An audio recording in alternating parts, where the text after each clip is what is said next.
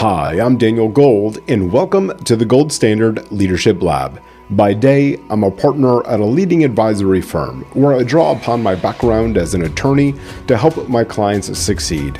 This podcast, though, is my personal project, completely separate and apart from my day job, but reflects the same passion that I exhibit everywhere for teaching, mentoring, and helping others succeed through simple, impactful lessons.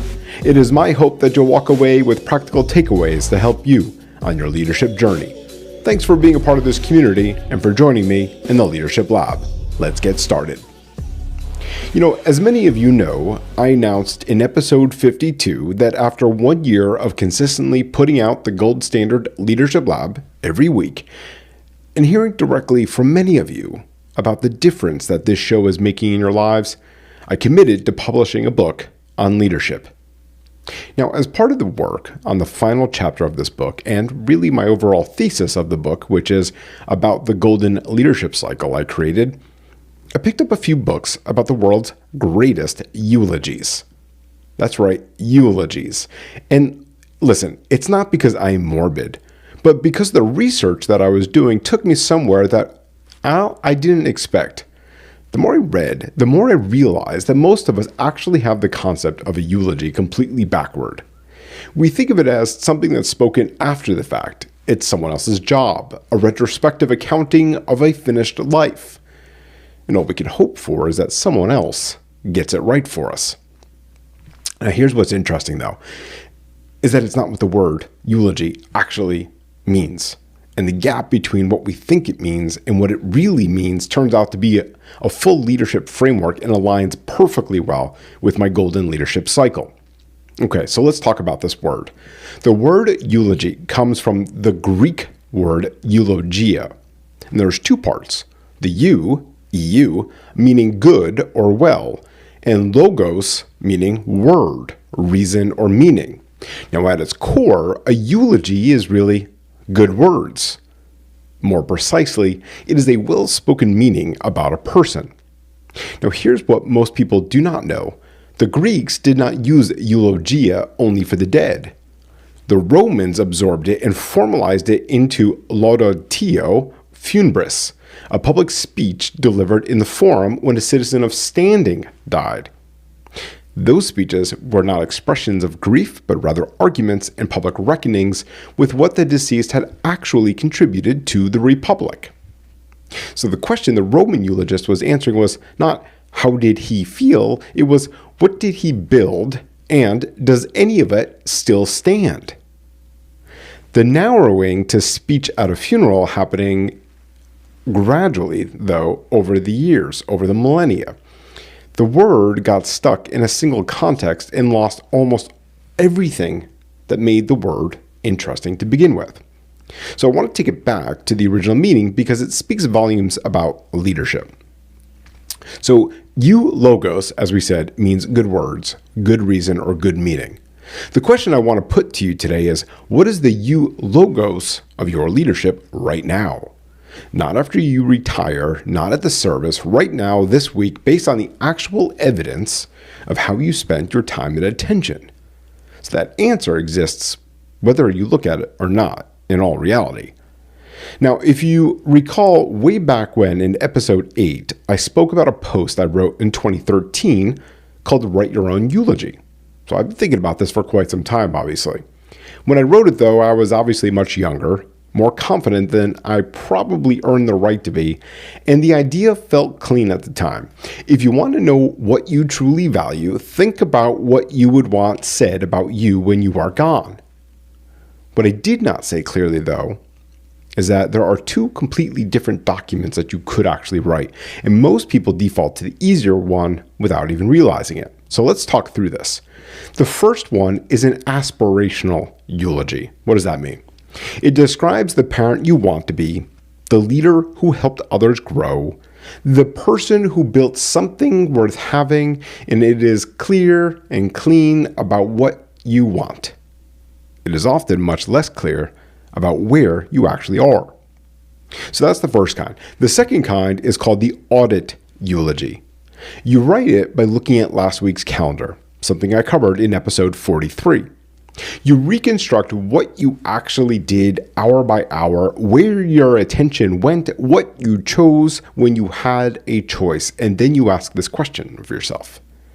If someone who had never met me read only this document, what would they conclude that I value? You see, the audit eulogy is more uncomfortable to write, and most people avoid writing it because they already know what it will say. Because the gap between those two documents, though, I want to emphasize that it's not a character flaw.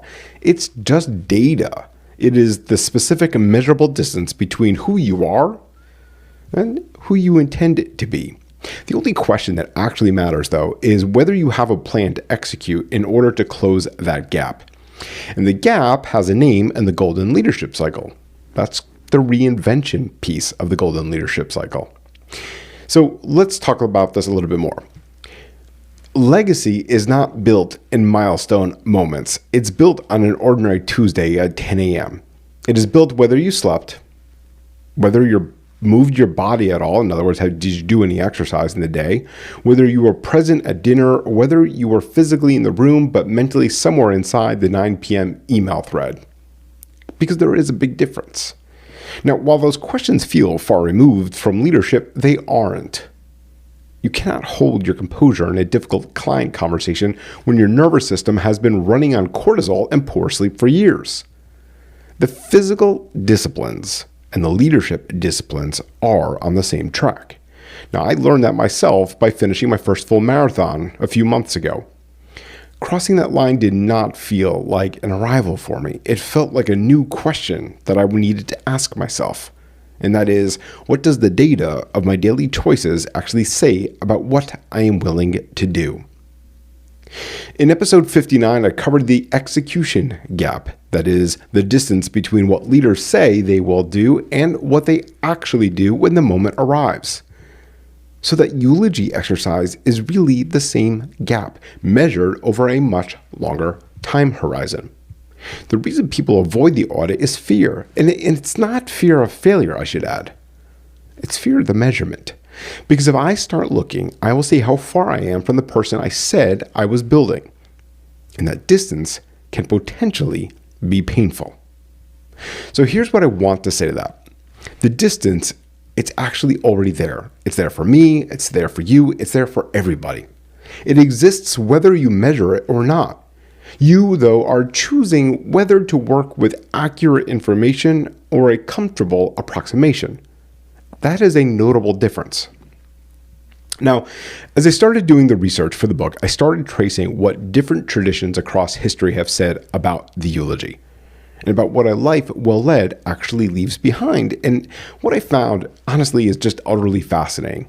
Every major religious tradition arrives at the same place from a completely different entry point.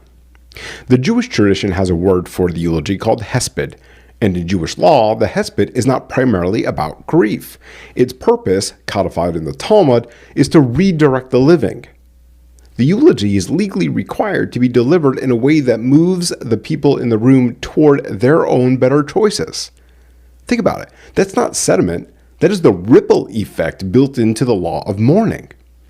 The deceased is gone, but the people sitting in the chairs are not, and so the hesped exists to set them in motion. Now, you'll also find the word eulogy appearing throughout the New Testament as a word for blessing, for praise offered to someone present. The Islamic tradition takes a different angle. There's a concept in the Hadith, the recorded teachings of the Prophet, defined as continuous or ongoing charity. And the teaching is really precise. When a person dies, their deeds come to an end except for three. Okay? The three are: 1, structures they built that keep serving others; 2, knowledge they transmitted that keeps being used; and 3, people they developed who carry the work forward. That's a 1,400-year-old description of what leadership empowerment looks like when it actually works. In the book that I'm writing, I not only go over the Hindu and Buddhist definitions of a eulogy, but also talk about the Stoics and what Ryan Holiday's work on Marcus Aurelius and Seneca reveals about why ego is the single largest barrier to all of it. Now, something else that I'm doing that's very interesting. I traced the etymology of the word empowerment back through the Latin, the Proto-Indo-European roots, and they all mean powerful lord, right? It's a very interesting definition. Empowerment means powerful lord. To show that the M prefix, so the EM in empowerment, means really to put power into someone. So empower means to put power into someone. If you think about it, that's actually not even a motivational concept. It is a legally binding transfer to put power into someone. And the gap between performed empowerment and real empowerment is one of the central arguments of the Golden Leadership Cycle chapter on legacy. So today you can consider this to be the opening argument. The full case is in the book. Now, here's where the Golden Leadership Cycle becomes very, very specific. Reinvention is what happens when you look at the gap between the aspirational eulogy and the audit eulogy, and you decide it does not have to stay that size any longer. The moment when you stop defending the gap and start closing it is when the reinvention begins. It does not require anything dramatic. It just requires one clear look and one adjusted choice. Resilience is what allows you to stay in the work after the first real look, because the gap is almost always larger than what you expect. Resilience, as I covered in episode 45, is not softening the distance. It is staying anyway. One guardrail, one thing that you will not compromise on starting now. The empowerment, though, so the empowerment lives on the other side of that work. When your daily choices start aligning with the person described in the aspirational eulogy, something changes in how you lead others. You stop needing to be needed. Let me say that again. You stop needing to be needed. You start creating conditions where people operate without your constant presence or approval. The empowerment architecture is not available as a strategy until it is first a personal practice. You cannot give away that which you have not built yourself already. So reinvention closes the gap. Resilience helps you in the work of closing it. Empowerment is what becomes possible on the other side. So here's where to start. Not a framework, not a journal prompt, just this. After this episode ends, take 5 minutes and reconstruct yesterday. That's right, hour by hour. Where did your attention actually go? The answer should include topics such as meditation, gratitude, journaling, exercise, family life, and of course what you did at work and more. And ask yourself, what story does this day tell about what I value? If that story matches the eulogy you want written, well, you are much closer than most people get.